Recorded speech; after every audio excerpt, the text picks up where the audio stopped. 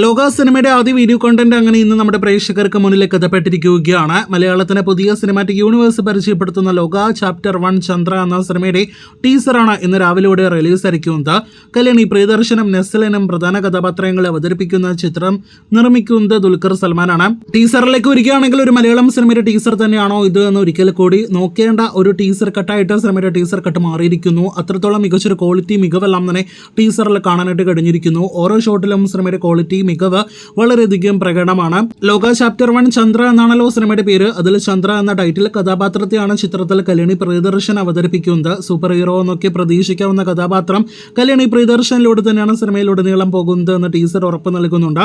Teaser cut കാണുമ്പോൾ തന്നെ കല്യാണി പ്രിയദർശനെ സംബന്ധിച്ച് കരിയർ ബെസ്റ്റ് കഥാപാത്രമാകാനുള്ള സാധ്യതകളും കൂടുതലാണ്. എന്തായാലും ലോക എന്ന സിനിമ വിജയിക്കേണ്ടത് വലിയ ആവശ്യമാണ്.